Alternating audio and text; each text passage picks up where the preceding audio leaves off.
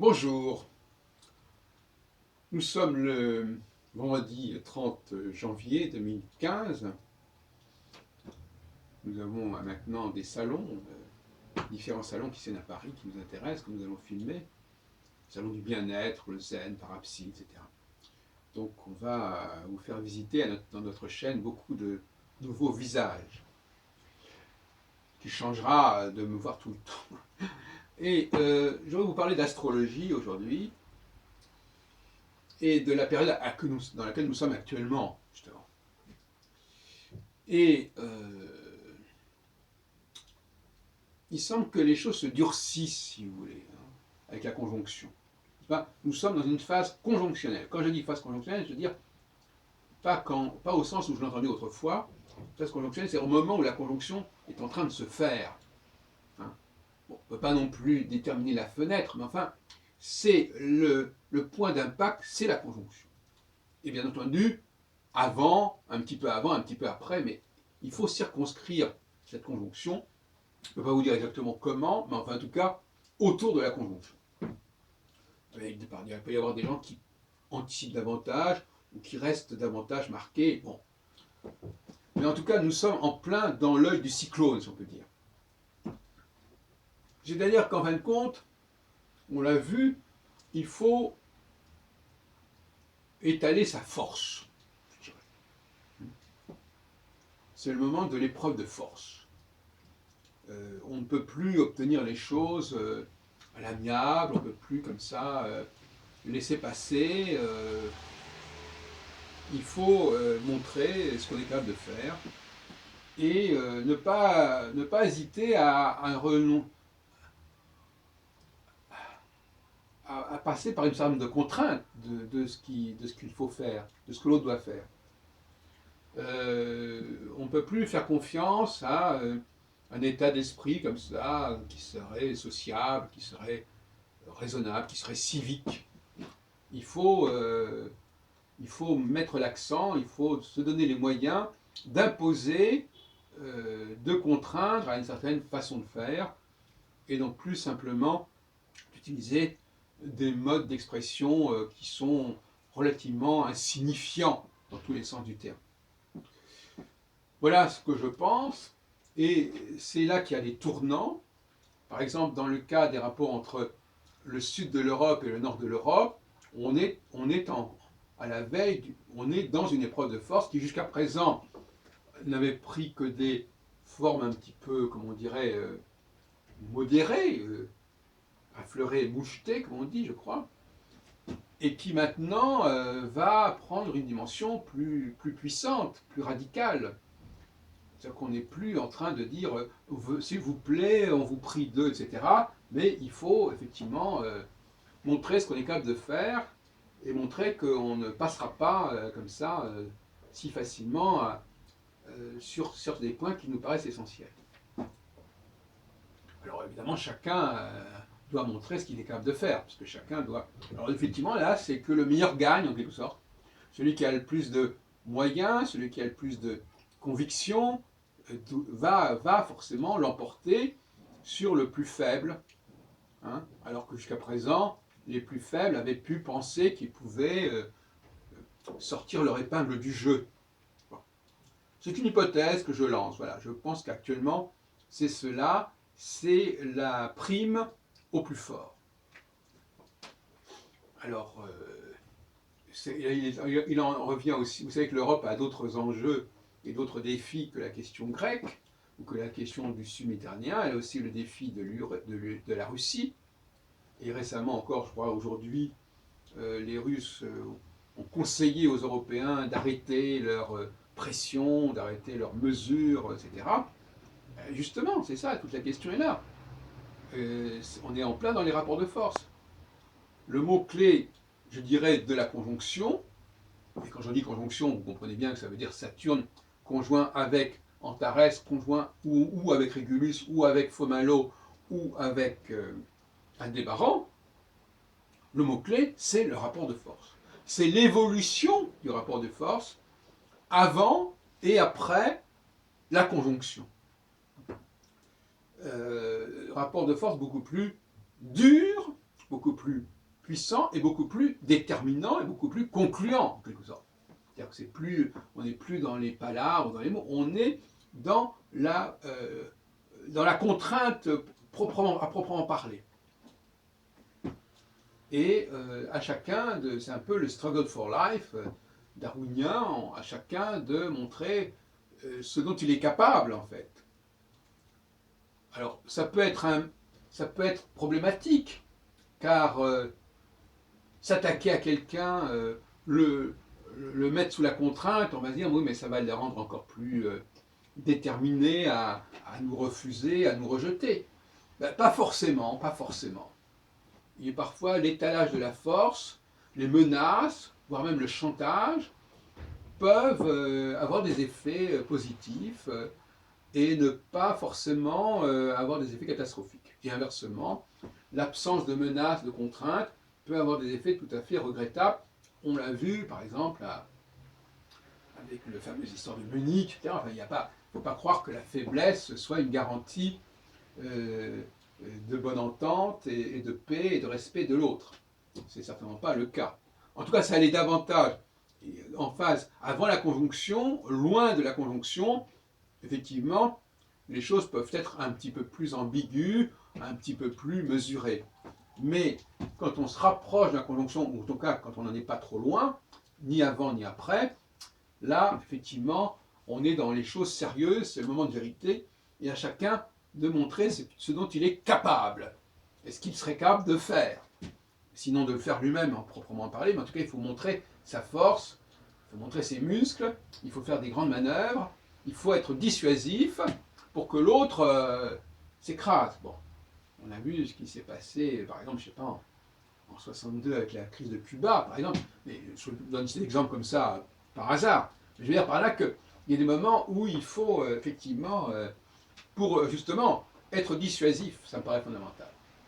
C'est-à-dire ne pas en arriver forcément à un passage à l'acte au sens plein du terme, mais en tout cas, passage à l'acte au niveau des menaces et de la préparation, comme on dit, civis pacem parabellum, si tu veux la guerre, prépare, si tu veux la paix, prépare la guerre. Bon. Donc il faut montrer qu'on est capable de se battre et que l'autre n'a pas intérêt à chercher dans ce sens-là. Parce qu'autrement, il va avoir des problèmes. C'est parfois du bluff, c'est parfois du poker, mais c'est ce qui est en jeu. Donc la fameuse conjonction de Saturne avec... maintenant nous sommes donc dans... Nous avons affaire à Antares. Hein.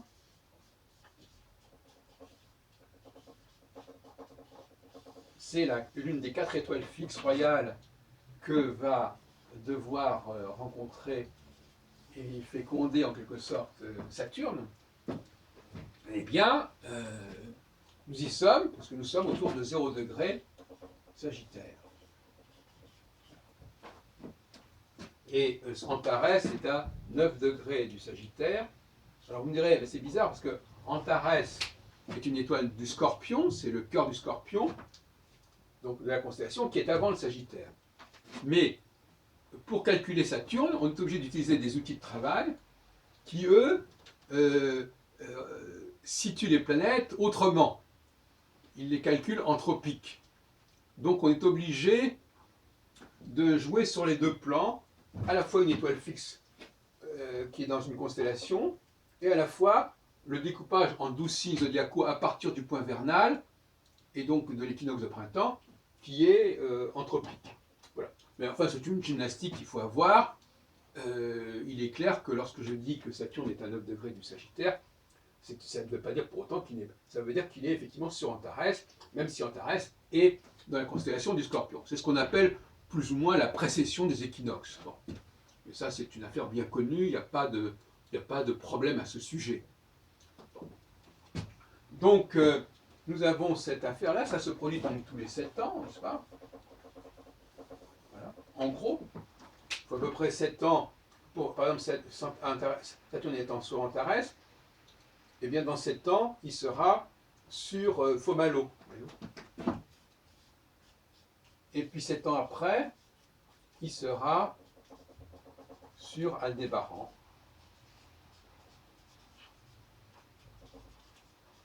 Et 7 ans encore après, il sera sur Régulus. Je ne sais pas si vous voyez très bien, c'est pas grave. Voilà, donc c'est ça le principe, tous les 7 ans. Bon. Alors, on a un débat là-dessus, certains astronomes diront oui, oui, d'accord, mais pourquoi ne vous intéressez qu'à Saturne? Alors ça, c'est toujours la fameuse question, pourquoi ne s'intéresser qu'à ceci ou qu'à cela? Pourquoi ne pas prendre tout? Mais je crois qu'en disant ça, déjà, ils se rendent compte, même en prononçant cette expression, que c'est complètement ridicule. Mais c'est ridicule, non pas d'un point de vue scientifique, parce que du point de vue astronomique, et c'est pour ça que les astrologues ont souvent une double casquette quelque part, c'est-à-dire qu'ils raisonnent comme des astronomes, mais ils ne comprennent pas que l'astronomie, ce n'est pas de l'astrologie. C'est un paradoxe, on pourrait dire, ben, les astrologues, ils savent bien ce que c'est que l'astrologie. Ben non, justement, ils ne le savent pas.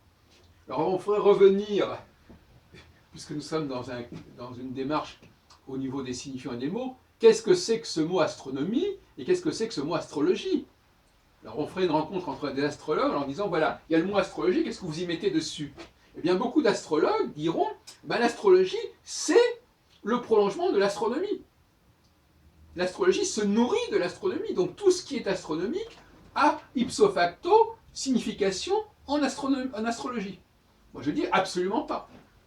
Pourquoi? Parce que moi je me situe pas dans une démarche scientifique d'exhaustivité du monde, du cosmos. Je me situe dans une démarche technologique, c'est-à-dire l'homme, une démarche humaniste en fait. L'homme utilise le monde, se sert du monde, se sert de l'univers pour créer des choses. Et il ne prend que ce dont il a besoin. S'il n'a pas besoin de 36 planètes, il prend une planète. C'est pas compliqué à comprendre. Ah oui, mais on nous dira, oui, mais alors à ce moment-là, qu'est-ce que ça veut dire? Comment est-ce qu'il est possible? Vous décidez que cette planète-là est importante et pas les autres. Ben, pourtant, elles existent toutes. Oui. Mais à partir du moment où moi, en tant qu'homme, moi, je me détermine par rapport à ces planètes, ce n'est pas ces planètes-là qui agissent sur moi. C'est moi qui me détermine par rapport à ces planètes, c'est moi qui accorde des significations à ces planètes-là. Et c'est moi qui, finalement, va leur conférer une dimension qu'elles n'ont pas par elles-mêmes. C'est moi qui me reprogramme. Je ne suis pas en train d'obliger les planètes à avoir telle et telle vertu par elles-mêmes. Je suis en train, moi, de reprogrammer mon rapport aux signaux, à la sémiologie, à la sémiotique. C'est ça la question. Et je vais introduire dans mon subconscient, dans mon inconscient collectif, ces valeurs-là, ou alors, autre option que je préfère, il s'agit là véritablement d'une construction biotechnologique, c'est-à-dire qu'effectivement, les hommes sont programmés non pas par leur propre volonté personnelle et individuelle, mais sont programmés dans un énorme plan organisationnel à très grande échelle pour fonctionner de cette façon-là. C'est-à-dire qu'ils sont dans un champ biotechnologique, c'est-à-dire qu'ils sont eux-mêmes, quelque part, programmés pour fonctionner en rapport avec ces signaux cosmiques. C'est là la position que je défends actuellement. Donc, on n'est plus dans le lamarckisme, ou le néo-lamarckisme, on est dans le biotechnologique, c'est-à-dire on est dans un système, dans une machine, nous sommes dans une machine. Le paradoxe, c'est que cette machine-là, elle fonctionne de façon subconsciente, un peu comme quand une femme est enceinte, ça fonctionne de façon subconsciente, presque tout le temps, même s'il y a des effets qui peuvent être palpés, mais toute la problématique, toute la machinerie, elle est quand même, elle ne dépend pas de la volonté de la femme, que je sache. Hein, ça se saurait. À ce moment-là, elle pourrait aussi bien avorter par sa propre volonté, bon, et sans passer par des appareils ou des interventions extérieures. Bon, soyons sérieux. Donc, elle ne maîtrise pas la grossesse, elle la subit. C'est pas tout à fait pareil. Elle est de elle-même un contenant, d'ailleurs, entre parenthèses, faudrait-il le préciser. Elle est un contenant, elle a été créée comme contenant, et elle a un contenu qui est l'enfant qu'elle porte en elle. Et donc,